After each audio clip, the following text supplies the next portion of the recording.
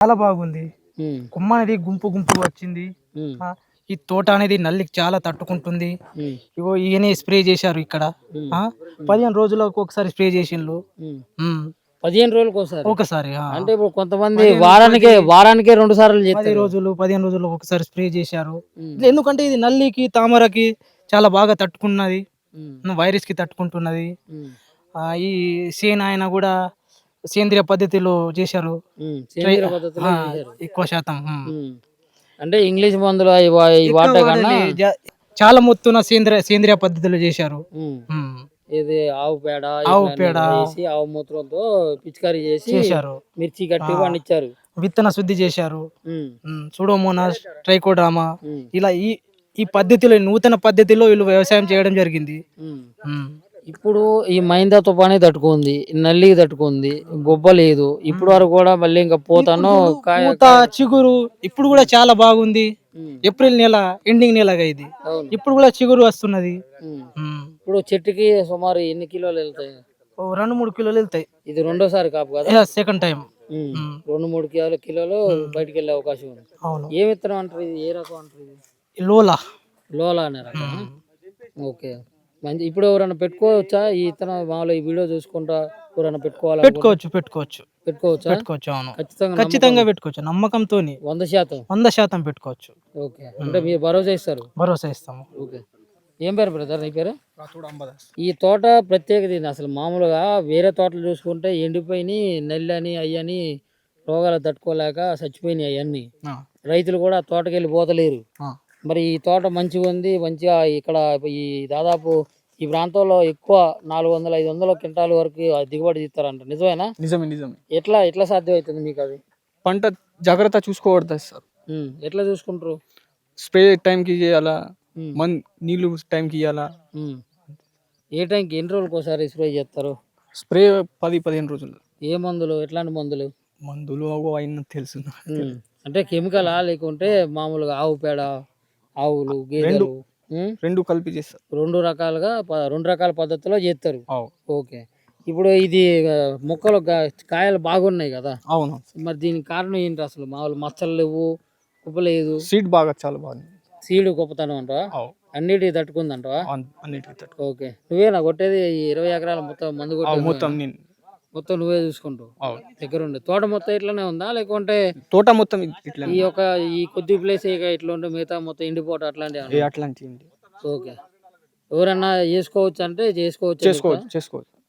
ఈ ఈ విత్తనం ఏసుకోవచ్చంటే భరోసా ఇస్తావా? అవు భరోసా. 100% 100%. చాలా బాగుంది. హ్మ్. కొమ్మ అనేది గుంపు గుంపుగా వచ్చింది. హ్మ్. ఆ! ఈ తోట అనేది నల్లికి చాలా తట్టుకుంటుంది. హ్మ్. ఇగో ఈయనే స్ప్రే చేశారు ఇక్కడ. హ్మ్. ఆ! హ్మ్. 15 రోజులకు ఒకసారి స్ప్రే చేసిండ్లు. హ్మ్. హ్మ్.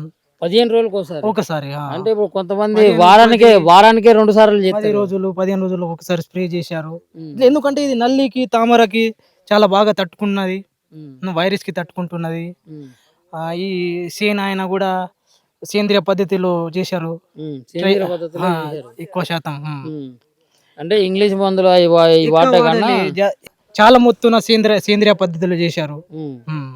ఇది ఆవు పేడ ఆవు ఇట్లా అన్నీ పేడ ఏసి ఆవు మూత్రంతో పిచికారీ చేసి చేశారు. మిర్చి ఆ! కట్టి పండించారు. విత్తన శుద్ధి చేశారు. హ్మ్. సూడోమోనాస్, ట్రైకోడర్మా హ్మ్. ఇలా ఈ ఈ పద్ధతిలో నూతన పద్ధతిలో వీళ్ళు వ్యవసాయం చేయడం జరిగింది. హ్మ్. హ్మ్.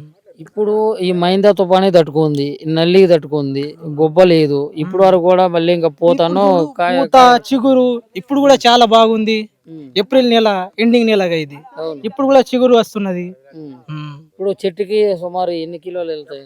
ఓ 2, 3 కిలోలు ఎళ్తాయి. ఇది రెండోసారి కాపు కదా? Second time. హ్మ్. హ్మ్. 2, 3 కిలోలు హ్మ్. బయటికెళ్ళే అవకాశం ఉంది. అవును. ఏ విత్తనం అంటారు ఇది? ఏ రకం అంటారు ఇది?